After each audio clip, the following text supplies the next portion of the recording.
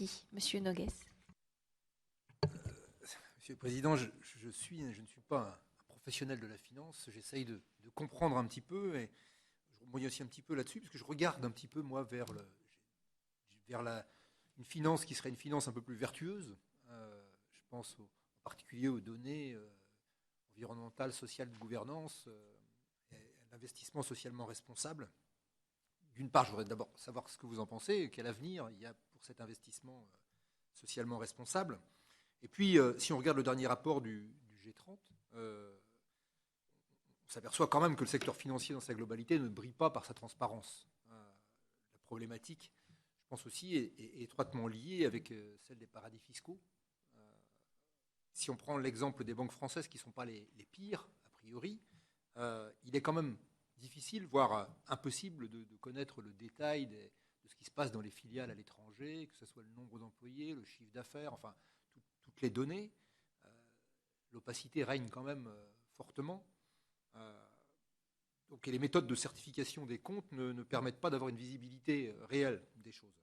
C'est une question que j'avais déjà posée à l'occasion d'une précédente mission sur les cabinets d'audit. Mais devant l'ampleur de l'enjeu, quand même, n'est-il pas nécessaire que les autorités de régulation mettent en place un contrôle qui soit un contrôle plus important, et peut-être en commençant par les entreprises nationales? Et comme vous le savez, là aussi, nous avons un problème mondial. Il y a un suivi à l'OCDE extrêmement attentif des... Alors, je vais être obligé de faire la distinction entre les paradis fiscaux, entre guillemets, légaux, parce que chaque nation est responsable de sa fiscalité.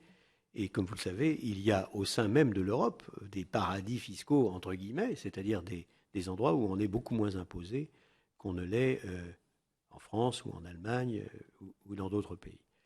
Il faut bien être conscient de ça. Le fait d'imposer moins que nous n'est pas illégal. Et si on impose moins que nous parce qu'on gère mieux et qu'on dépense moins pour remplir les mêmes services publics, eh ben c'est avantageux pour tout le monde. On a le même service, on dépense moins, on a moins d'impôts, c'est très bien. Et quand on a moins d'impôts, évidemment, les gens viennent plus volontiers chez vous. Donc, et ça, quel qu'il soit, dans quelque univers qu'il soit au sein de l'Europe ou qu'il soit à l'extérieur de l'Europe. Et puis il y a, et je pense que c'est cela que vous visiez, les États qui se placent, eux, alors, dans l'illégalité internationale parce qu'ils sont complaisants à l'égard de la fraude, ils sont complaisants à l'égard de l'argent du crime organisé, ils sont complaisants à l'égard de l'argent qui finance le terrorisme. Et là, alors, nous devons être d'une rigueur absolue vis-à-vis de ces pays et, pour être clair, les faire disparaître de la planète. Et ce n'est pas encore le cas, à l'évidence.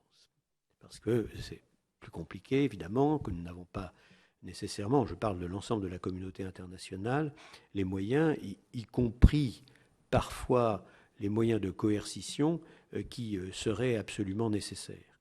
Donc je crois que là, il y a, et vous avez mille fois raison de le souligner, un énorme problème au niveau de l'ensemble de la communauté internationale. À ma connaissance, si je mets à part les pays dont on peut, enfin qui sont classés, et je serais bien incapable d'ailleurs de vous en donner la liste, mais la liste est normalement publique et publiée par l'OCDE, par un organisme rattaché à l'OCDE qui a d'ailleurs été créé après le Conseil, le G7, le sommet des industrialisés de l'Arche. C'est au sommet de l'Arche qu'a été créé ce suivi attentif du comportement finalement de l'ensemble des pays sur le plan de la sincérité et sur le plan de la légalité de ce qu'ils font ou ce qu'ils se prêtent à faire. En dehors donc de cette question, je crois pouvoir vous dire que le surveillant français doit avoir accès absolument à tout cela dans le cadre d'une grande transparence.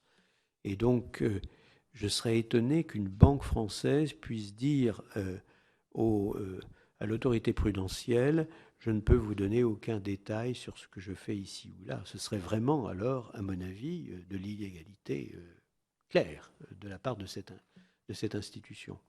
Nous avons été très isolés pendant longtemps sur ces thèmes, et puis, comme vous l'avez observé, les États-Unis eux-mêmes se sont mobilisés très très fortement, et un grand nombre de pays européens, dont l'Allemagne, se sont mobilisés également très très fortement. Donc on est dans un univers là où il n'y a plus à bâtir le consensus pour empêcher les illégalités, les anomalies dont on parlait il y a un instant.